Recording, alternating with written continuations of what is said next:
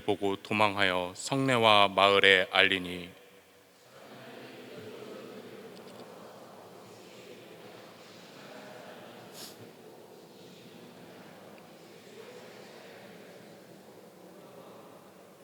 귀신 들렸던 자가 어떻게 구원받았는지를 본 자들이 그들에게 이르매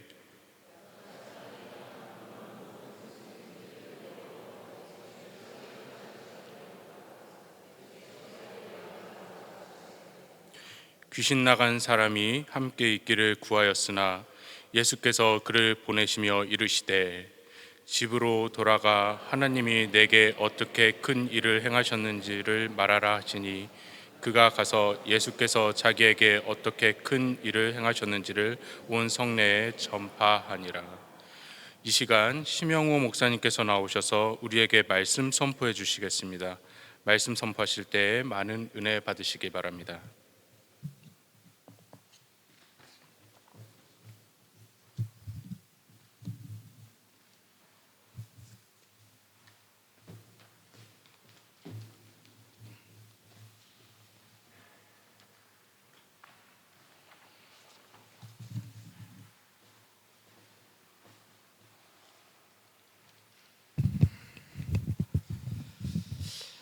할렐루야. 네, 반갑습니다. 저는 올 여름이 한 7번째 체코에서 여름을 보내고 있습니다. 우리나라 여름과 같이 습기가 가득한 여름은 아니지만 올 여름은 제가 최초로 체코의 무더위도 길구나라는 느낌을 받고 있습니다. 예전 같으면 시원해져야 되는 9월인데 아직도 더운 느낌을 받고 있습니다. 오늘도 거룩한 예배의 자리로 나오신 여러분들을 진심으로 환영합니다. 우리 좌우에 한번 인사 나눌까요? 참 잘 오셨습니다. 한번 인사 나눌까요? 환영합니다. 오늘 말씀을 통해서 하나님의 마음을 알고 말씀을 통해 은혜 받는 시간 되시기를 바랍니다. 오늘은 제가 이제 PPT를 준비하지 않았기 때문에 잘 들으면서 저를 따라와 주시면 감사하겠습니다. 오늘 본문은 34절에서 이렇게 시작합니다. 돼지떼들을 치던 자들이 그 된 것을 보고 도망하여 성내와 촌에 고하니 사람들이 그 된 것을 보러 나와서 예수께 이르러 귀신 나간 사람이 옷을 입고 정신이 온전하여 예수의 발 아래 앉은 것을 보고 두려워하거늘 귀신 들렸던 자가 어떻게 구원받은 것들을 본 자들이 그들에게 이르매 그라사인의 땅 근방 모든 백성이 크게 두려워하여 떠나가시기를 구하더라. 이렇게 본문은 시작합니다. 앞 본문을 보면 예수님의 치유 사역을 통해서 이 그라사인의 땅의 광인은 오늘 본문을 보면 완전히 회복이 됩니다. 어떻게 알 수 있냐 하면은 정신이 온전해졌다 하고 또한 예수님의 발 아래 앉았다고 말하고 있습니다. 즉 육체적으로 정신적으로 완전히 회복된 장면으로 오늘 본문은 시작합니다. 의사 누가는 예수님의 행적을 시간적으로 배열해서 우리에게 소개하는 특별한 복음서입니다. 누가복음 8장에는 연속으로 여러 사건들이 등장하는데 예수님의 전능하심을, 예수님의 권능을, 예수님의 파워를 소개하는데 굉장히 강조점을 두고 있습니다. 그것도 여러 사건이, 예를 들면 예수님께서 갈릴리 호수 위에서 거친 바람을 잔지 않게 한 사건, 그 당시 불치병이었던 귀신 들린 사람을 예수님의 선포로, 명령으로 그를 온전히 회복시킨 사건, 그 당시에 권력자였던 해당장 야이로의 딸 죽었는데 다시 그를 생명을 불어넣어 주신 사건. 다시 말해서 예수님께서 그 당시 사람들은 극복할 수 없는 강력한 로마 제국도 극복할 수 없었던 자연, 영적인 세력, 사망, 이 모든 것들을 이겨내는 사건들이 누가복음 8장에는 연이어서 등장하고 있습니다. 예수님의 신분, 하나님의 아들이라는 신이라는 그 신분과 그 하나님의 아들이 갖고 계시는 그 당신의 권능과 능력을 선포하는 본문들이 연이어서 등장하고 있습니다. 사랑하는 베들교회 성도님 여러분, 오늘 우리는 이 귀신 들린 자를 보면서 우리의 과거를 기억해야 합니다. 오늘 의사 누가는 그 누구보다도 그 병자의, 그 아픔을 당한 그 환자의 애한을 충분히 이해하고 있는 직업입니다.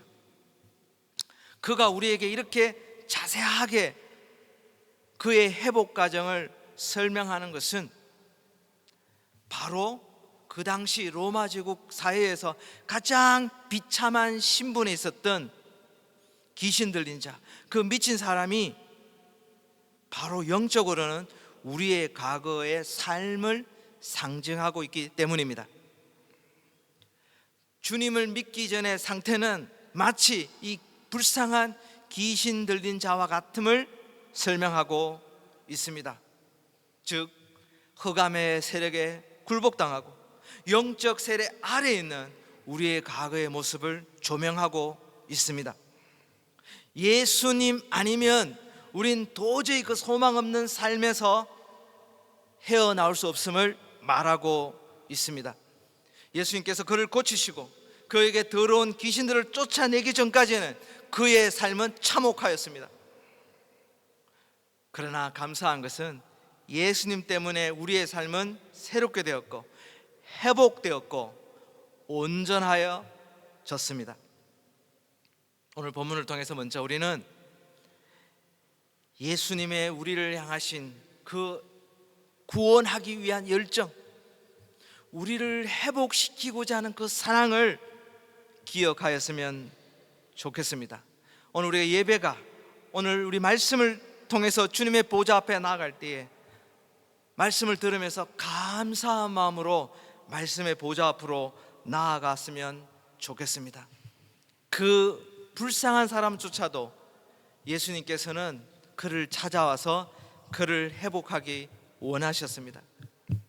사실 누가복음 8장 전반부를 보면 예수님은 정말 바쁜 하루를 보내었습니다. 설교 사역도 해야 됐고 예수님의 가족도 만나야 됐고, 그럼에도 불구하고 그날 밤에 예수님은 갈릴리 폭풍우가 있는 그 갈릴리 바닷가를 지나서 그 거친 바람을 뚫고 갈릴리 동남쪽 지역으로 건너 오셨습니다. 심지어 너무 피곤하셔서 배 위에서 주무시기까지 하였습니다. 바쁜 가운데서도 제자들의 그 목숨을 담보하면서도 피곤함에도 불구하고 갈릴리 서쪽 북쪽 지역에 있는 그 유대인들이 많은 지역에 사역의 그 일정들이 많음에도 불구하고 예수님은 그 당시 이방인의 땅이라고 여겼던 그 갈릴리 바다의 동남쪽 지역으로 가서 그 이방인 한 영혼을 구원하기 원했습니다. 그가 온전해지기를 원했습니다. 사람의 가치를 회복하기 원하셨습니다. 그런데 오늘 본문을 보면 제가 방금 본문을 읽으면서 강조한 것은 의외의 그 그라사인의 땅에 현지 백성들의, 현지 사람들의 부정적인 반응을 볼 수가 있습니다. 그라사인의 땅 근방 모든 백성이 크게 두려워하여 떠나가시기를 구하더라. 두려워하여 예수님이 제발 자기 땅에서 떠나가시기를 요청합니다. 이것은 굉장히 매우 이상한 요청입니다. 우리가 아는 예수님은 축복의 시작인데, 좋은 것을 주기 원하시는데, 그들이 구원받기를 원하시는데, 하늘의 신령한 축복을 주실 수 있는 분인데, 예수님에게 그라사인의 땅을 떠나달라고 요청하고 있습니다. 자, 여기서 우리가 한 가지 포인트는, 죄인들이 복음을 접할 때에, 죄인들이 하나님 면전에 설 때에 그 반응은 두려움이라는 것입니다. 우리 주위에 있는 나 친한 친구들이, 심지어 우리 부모님이 교회에 나오기를 어려워하시는 것은 그 마음속에 두려움이 있기 때문입니다. 하나님 존전에 섰을 때에 그 두려움이 있습니다. 죄인이 거룩하신 하나님을 만났을 때의 본능적인 반응은 두려움입니다. 그들의 삶에는 하나님이 불편한 존재입니다. 예수님이 하나님이 아무것도 아닌 것이 아니라 오히려 불편한 것입니다. 그래서 거부하게 되는 것입니다. 자신들이 살아왔던 갈치와 그 사회 질서 속에서 그들이 무시했던 한 사람, 귀신 들린 사람, 미친 사람이라고 생각했던 그 사람을 예수님은 그곳에 많은 신분을 가진 사람이 있음에도 불구하고 꼭 집어서 그 사람을 회복시켰습니다. 그런 모양새가, 그런 결과가 그 사람들한테는 불편한 거예요.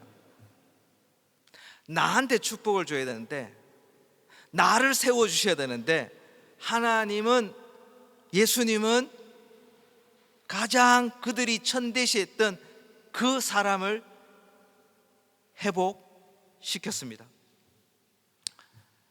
내가 내 인생을 주관해야 되고, 내가 이 사회의 질서를 지정해야 되는데, 다른 누군가가 이 땅에서 다른 질서를, 다른 세계관을 전하기를 원한다는 두려움이 있는 것입니다.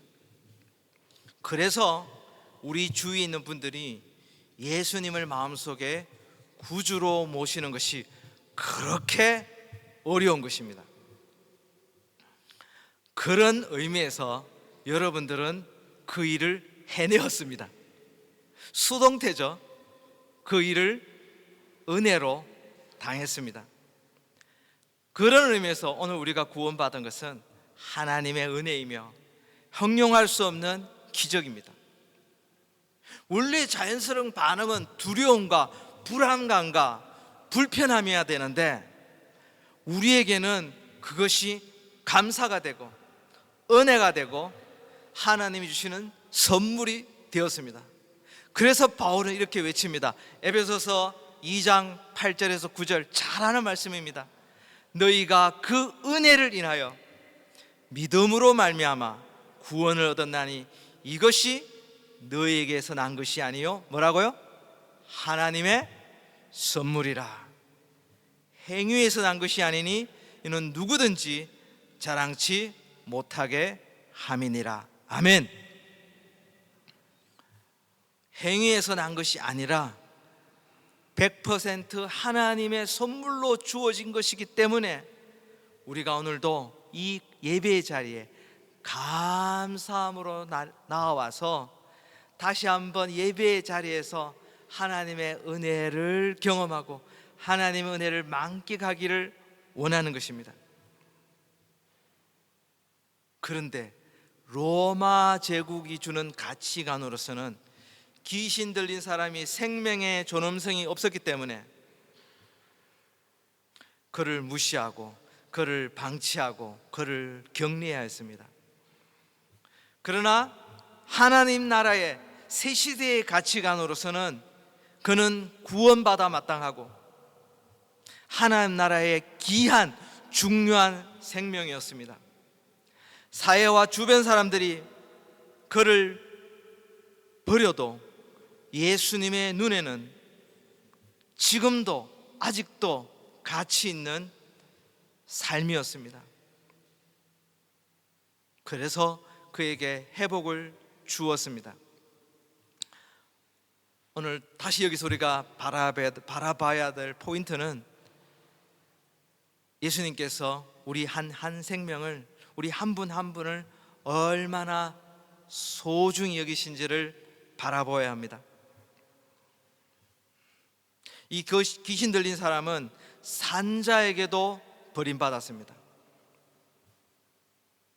그리고 사탄막이 죽은 자 가운데서 사는 사람이었습니다. 그 당시에 중동의 기후 때문에 낮에는 덥고 밤에는 너무 춥기 때문에 그는 집 형태의 그 중동의 동굴에 무덤에 들어가서 죽은 사람들과 함께 살아야 되는 인생이었습니다. 심지어 영적으로는 마귀에게 유린되어 비참한 삶을 살고 있었습니다. 그럼에도 불구하고 예수님의 눈에는 그는 구원받아야 되는 영혼이었고 그는 가치 있는 삶을 살아야 되는 생명이었습니다. 예수님은 심지어 귀신을 쫓아내는 과정에서 돼지 2,000마리를 희생하는 과정을 경험합니다. 어쩌면 예수님의 편에서는 그 한 생명을 살리기 위해서 2,000마리를 죽이는 편을 선택하였습니다. 어떤 분은 예수님 너무하십니다. 그냥 편하게 그냥 귀신 떠나가게 하고 그냥 그 한 생명을 살리면 되는데 그 현지인의 그 2,000마리의 귀한 재산을 희생해 가면서 어떻게 그런 일을 할 수가 있습니까? 질문해 볼 수도 있잖아요. 그래서 돼지들을 치던 사람이 너무 놀라가지고 도망을 갑니다. 그리고 성내에 들어가서 아니면 그 정부에 가서 일러 바칩니다. 그래서 총체적으로 말해서 데가볼리, 지금 이 예수님이 갔던 지역은 그 당시에 이제 북이스라엘이 망하면서 남유다의 사람들이 이제 몇백 년에 걸쳐서 기후가 좋은 땅이 좋은 갈릴리 호숫가 지역으로 이주를 합니다. 원래 남유다는 산, 광야 지역이기 때문에 인간이 살기에는 그렇게 편리한 지역은 아닙니다. 북이스라엘이 이제 전 세계로 흩어지면서 그 땅은 빈 땅이 되었어요. 그렇다 보니까 그 예수님의 시대에는 이미 남유다의 유다 백성이 있어야 되는데 갈릴리 지역에, 갈릴리 호숫가에 많은 유대인들이 살고 있었던 거예요. 그리고 비교적 평지인 갈릴리 호수의 서쪽 지역에, 북쪽 지역에 유대인들이 많이 살았고 자연스럽게 예수님은 그 지역에서 복음을 많이 전했습니다. 반면에 갈릴리 동쪽의 지역은 고원 지역이었고 광야 지역에 있는데 사람이 살기에는 그 당시 편리한 지역은 아니었습니다. 그런데 로마 제국이 이 지역을 점령하면서 로마 제국에는 약간 적대적인 반항기가 넘치는 유대 민족에게 약간 이제 보라는 식으로 로마 제국이 데가볼리의 오른쪽에, 그 데가볼리 그 갈리 호수의 동쪽에 10개 지역의 신도시를 건축합니다. 그래서 데가폴리스, 폴리스가 도시라는 의미잖아요. 그래서 데가가 D자인데 우리 이제 슬라브어에는, 헬라어에는 D자로 시작하는 10이라는 글자가 많습니다. 그래서 데가폴리스, 10개 지역의 로마 제국이 보란듯이 그 지역에 신도시를 건설한 거예요. 그 지역에 로마 제국이 집중적으로 투자를 한 거예요. 유대인들은 돼지고기를 먹지 않습니다. 로마 제국은 돼지고기를 좋아합니다. 로마 제국은 보란 듯이, 유대인들에게 보란 듯이 돼지고기가 제공하는 그 풍요로움, 돼지고기가 배를 부르게 하잖아요. 풍요로움을 상징합니다. 하나님이 제공하는 풍요로움이 아니라 로마 제국이 제공하는 그 세속적인 풍요로움을 돼지떼가 지금 상징하고 있는 것입니다. 로마 제국이 주는 가치관은 그 당시에 교통이 불편했는데 전 로마 제국에 고속도로를 깔아서 편리함을 제공했습니다. 로마 제국은 강력한 군사력으로 사회의 안전망을 구축했습니다. 로마에 있는 많은 민족들이 로마의 지배당했지만 적어도 뭘 누렸어요? 물질주의 풍요로움을 누렸습니다. 사회가 안전해졌습니다. 길이 잘 닦여서 편리해졌습니다. 사람들은 영적인 안목을 잃어버리고 물질주의, 정치적 안전망, 교통의 편리함을 따라 예수님을 잃어버리기 좋도록 그렇게 사회는 흘러가고 있었습니다. 2000년이 지났지만 오늘날과 우리의 상황이 너무나 우리가 처한 유혹이나 도전이 비슷하죠? 오늘 예수님이 이 본문을 연구하면 연구할수록 한 영혼만 예수님께서 회복시키시는 것이 아니라 오늘 제목에도 나와 있듯이 우리를 회복시키려고 하는 예수님의 계획이잖아요. 오늘 본문을 보면서 한 영혼만 구원시키려고 하는 예수님 마음이 아니라는 것, 갈릴리 호수 저 서쪽에 있는 그 유대인들이 사는 지역에만 예수님이 초점이 아니라는 것, 귀신을 쫓아내려는 예수님의 권능만 예수님이 선포하는 게 아니라는 것, 오늘 우리가 프라하에 있는 것, 우리가 이민을 와서 이 유럽에 사는 것, 물질적으로도 풍요로우면 좋죠. 이 사회가 안전하면 좋죠. 우리 아이들이 여기서 체코어든 영어든 공부해서 그들의 길을 걸어가면 좋죠. 그런데 예수님께서 말씀하는 것은 우리가 주는 그 구원은 우리가 생각하는 그 이상으로 그 너머에 그 높은 가치관이 있고 깊은 생각이 있고 위대한 계획이 있다는 것을 믿으셨으면 좋겠습니다. 오늘 돼지떼를 몰살시키는 것은 데가볼리 지역에, 아니 그 로마 제국의 영적인 전쟁을 주님은 선포하고 계십니다.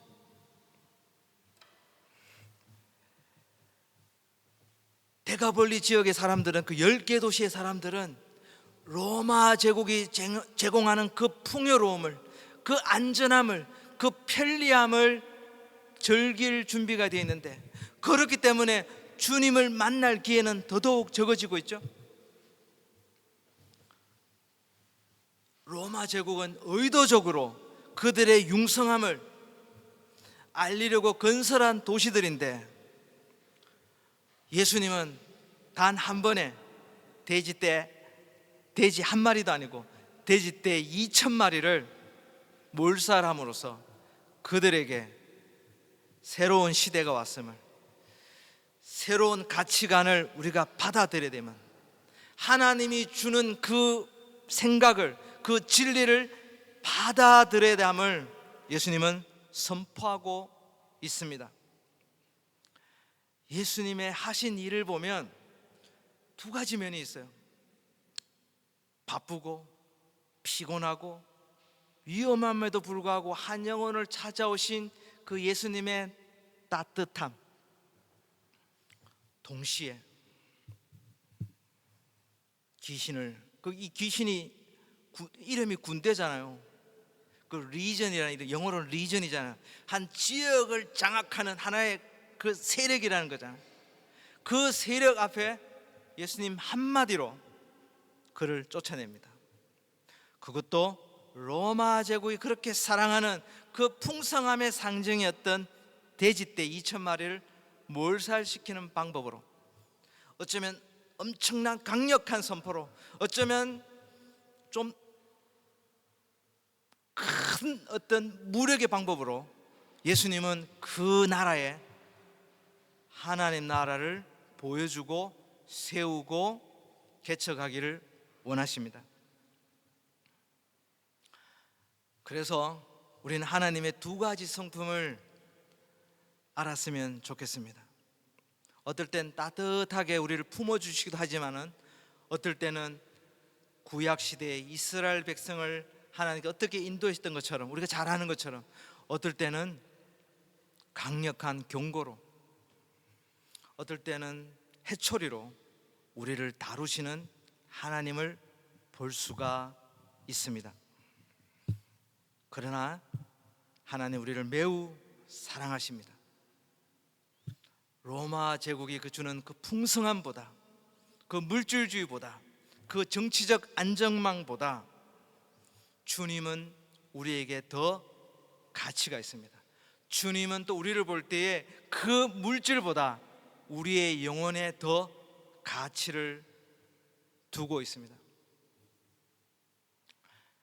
그래서 오늘 다시 부탁하는 것은, 여러분들이 성경 공부를 할 때에, 성경을 펼쳐서 읽을 때에 주님의 마음 뛰어넘어서 주님이 생각하는 그 우선순위, 주님이 생각하는 그 가치관, 주님이 생각하는 행동 양식, 더 초점을 맞추었으면 좋겠습니다. 우리가 에베소 2장 8절 9절에서 그 말씀은 나에게도 초점이 있지만, 에베소의 주제는 뭐예요? 교회론이에요. 나를 구원시켜 주신 것은 그 에베소의 지역에 주님의 나라, 교회의 공동체를 세우기를 원하셨던 거예요.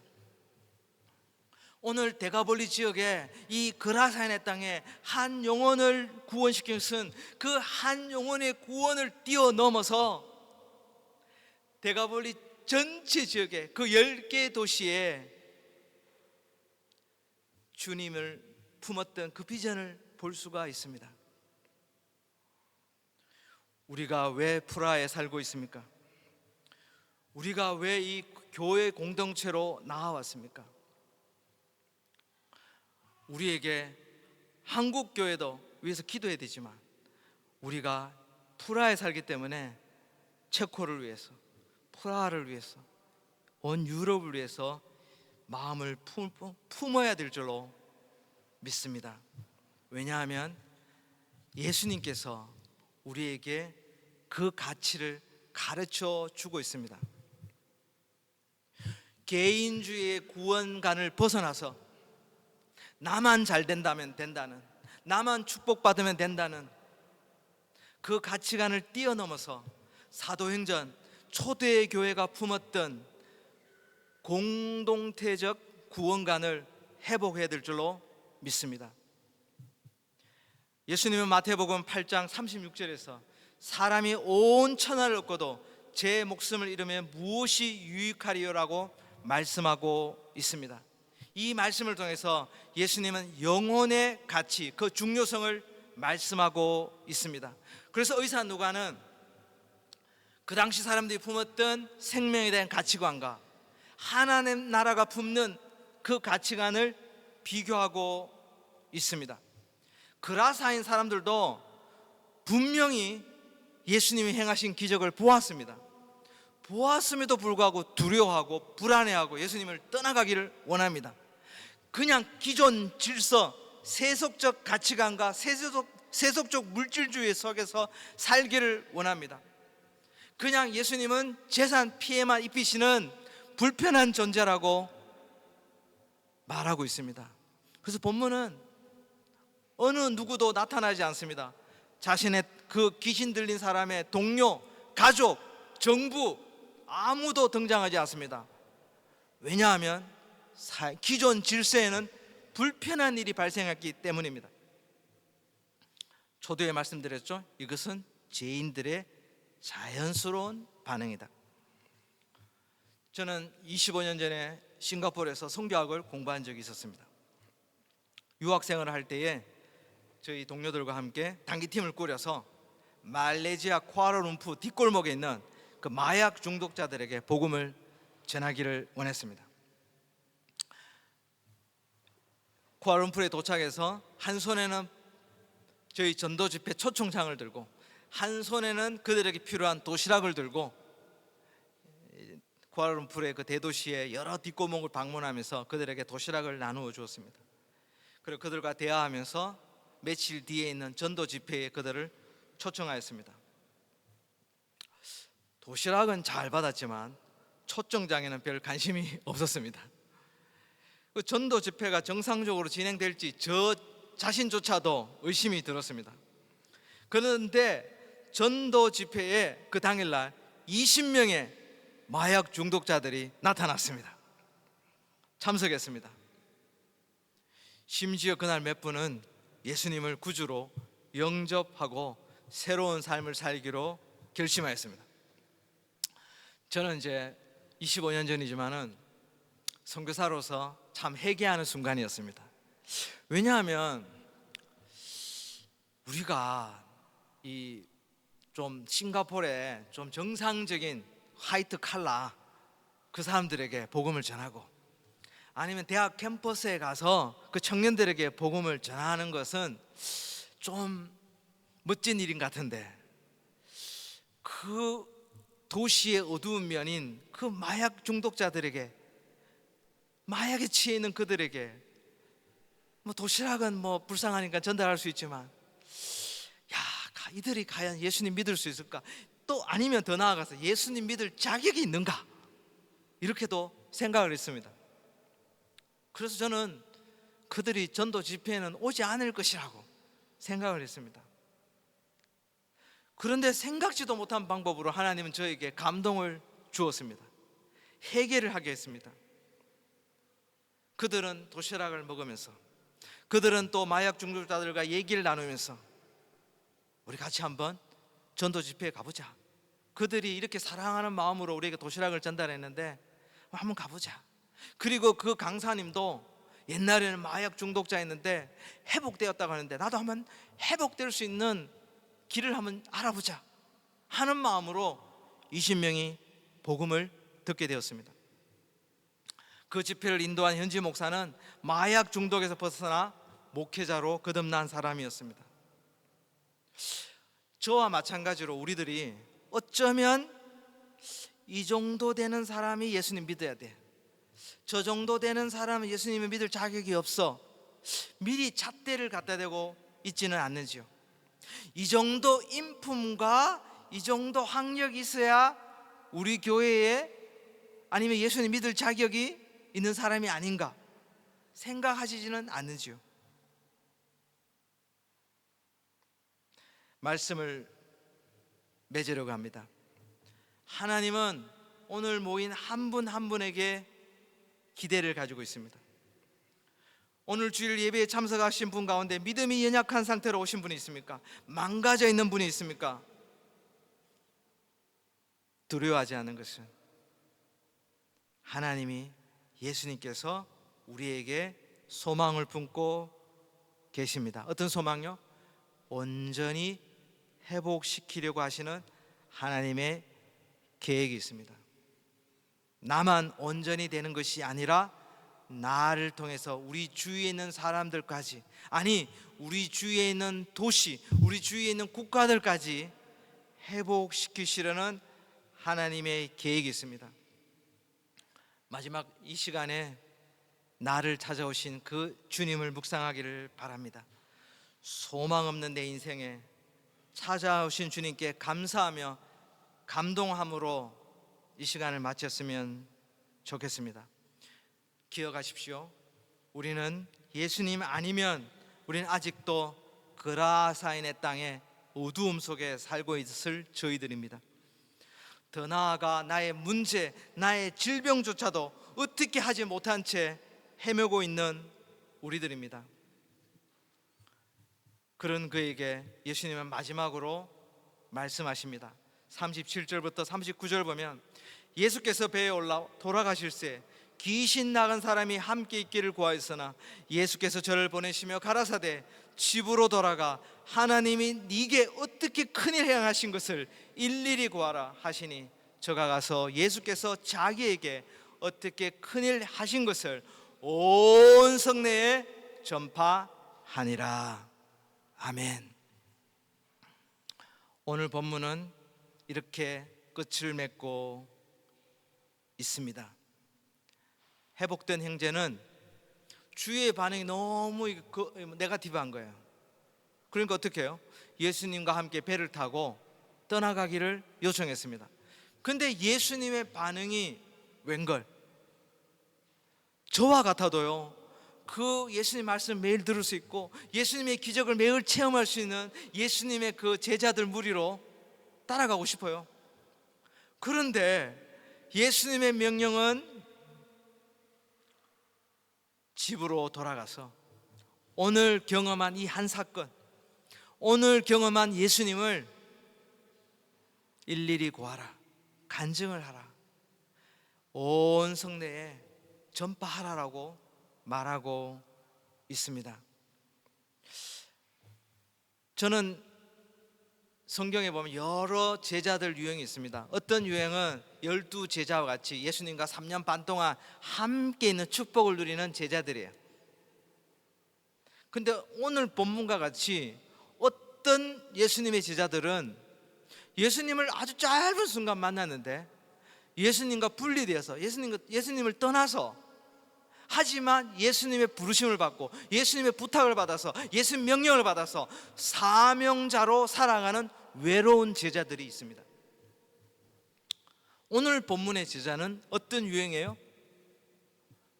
홀로 고독하게 예수님의 사명을 감당해야 되는 디아스포라 제자들입니다. 어쩌면 우리는 한국 교회가 제공해주는 여러 가지 기독교적 서비스를 누리지 못하는 사람들이에요. 왜냐하면 한국을 떠났기 때문에, 프라하에서 살기 때문에 만나야 되는 기독교인이 적습니다. 만나야 되는 기독교 여러 프로그램들이 많지 않습니다. 한인교회라는 특징 때문에 여러 프로그램들이 적을 수밖에 없어요. 그러면 우리는 여기서 어떻게 살아야 하는가? 오늘 본문이 우리 디아스포라 기독교인들이 보아야 될 중요한 포인트입니다. 우리가 공식적으로, 공개적으로 누릴 수 있는 기독교적인 프로그램 많지 않아요. 그렇기 때문에 오늘 이 주일 예배 시간이 너무너무 소중합니다. 이 예배 시간에 하나님의 은혜를 받고자 하는, 하나님이 주시는 축복을 경험하고자 하는 열망이 저 한국에 있는 기독교인들보다 더 강력해야 됩니다. 소망을 더 붙들어야 합니다. 그래서 오늘 이 예배가 중요한 겁니다. 이 짧은 시간이지만 이 예배의 시간을 통해서 예배의 본분을 다하고 이 예배를 통해서 하나님 주시는 은혜와 축복을 누리고 살아갈 에너지를, 신앙을 회복하고 일주일 다시 한번 저 세상 속으로 나아가서 사람 낚는 업으로 살아가야 할 것입니다. 저는 6년 전에 프라하에 처음 와서 중국인 교회를 개척하였습니다. 아무도 없는, 이 교회가 없는 이 땅에 그냥 교회를 개척하기 위해서 1년 동안 교회를 아직 시작하지 않았어요. 왜냐하면 먼저 예수님을 믿게 해야 될 거 아니에요. 그럼 어떻게 되겠어요? 그들을 만나야 했어요. 어디서 교회당이 없는데 어디서 만나요? 커피점에서, 식당에서, 어떤 운동회에서, 어떤 중국인 행사에서 그들을 만날 수밖에 없었어요. 사실 저희 교회 한 30가정이 지금은 출석하고 있는데요, 그 한 분 한 분들은 교회당 안에서 예수 믿은 분들이 아니에요. 왜냐하면 교회당이 없었기 때문에. 그냥 일반인들의 가정에서, 그들의 여행사에서, 그들의 식당에서, 그들의 무역회사에서, 그 다음에 그 아이들의 운동회에서, 일상적인 생활 속에서 그들은 기독교인을 만나고 복음을 듣게 되고 교회로 나올 수 있게 되었습니다. 저는 한국에서 강가에서 자랐습니다. 그래서 늘 어릴 때부터 수영을 했습니다. 그런데 저희 도시의 시내 사람들이 여름 되면 그 7월 말에서 8월 초에 저희 집 강가에 와서, 저희 동네에 와서 수영을 합니다. 그런데 익사사고가 늘 발생을 해요. 저는 어릴 때부터 친구들과 함께 그 익사사고 당할 뻔하는 사람들을 구해주는 일들을 했습니다. 자, 근데요, 그 물에 빠진 사람이 그 물을 떠나지 않고 그 물가가 너무 좋은 거야. 왜냐하면 내가 여기서 살아났어. 내가 여기서 내 생명을 구했어. 그래가 늘 하루 종일 그 강가에서 물만 바라보면서 내가 여기서 구원받았어, 내가 여기서 살아났어 라고 하면 그 강가에 있는 우리들은 어떤 기분일까요? 너무 섭섭하잖아요. 구해준 것은 시내로 돌아가서 가족의 품으로 돌아가서 일상적인 생활을 하는 거잖아요. 오늘날의 기독교인들이 어쩌면 이렇게 살고 있습니다. 우린 그저 내가 구원받았다는 거 감사하고, 그저 내가 신앙생활을 하고 있다는 거 감사하고, 이렇게 살아갑니다. 제가 말씀드렸잖아요. 예수님은 우리가 생각하는 그 이상으로 위대하고 크고 심오한 목적과 계획을 갖고 있습니다. 내 개인이 아니라 주님은 공동체를 세우고 원하십니다. 신앙의 공동체를. 사도행전에 그렇게 핍박받으면서 도시마다 한 사람의 신앙인이 아니라 그들은 공동체를 세웠습니다. 그 공동체가 그 사회에, 그 국가에, 그 영적인 세력에 하나님 나라의 메시지를 선포할 수 있기를 원합니다. 우리가 모두 그렇게 할 수 있는 기독교인, 그런 가정, 그런 회사, 그런 교회, 그런 공동체가 되기를 주님의 이름으로 축복합니다. 기도하겠습니다.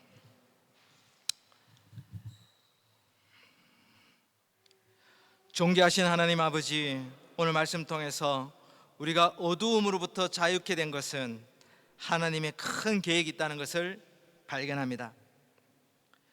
구원받았다는 것만 평생 감사하며 사는 것이 아니라 구원받은 김에 구원받은 그 목적에 맞게 사명을 다하며 살게 하여 주시옵소서.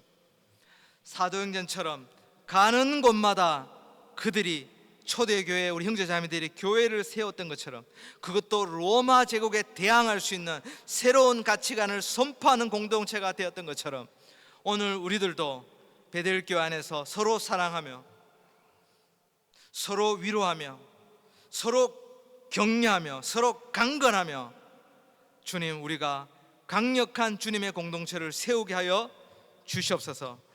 각자에게 주신 그 사명을 잘 감당하며 나아갈 때에 우리의 자녀가 잘 되고 우리의 직업이 융성하며 우리의 사회가 안전하게 되는 것을 볼 수 있도록 주께서 축복하여 주시옵소서. 오늘도 감사드리며 예수님의 거룩하신 이름으로 기도 올리옵나이다. 아멘.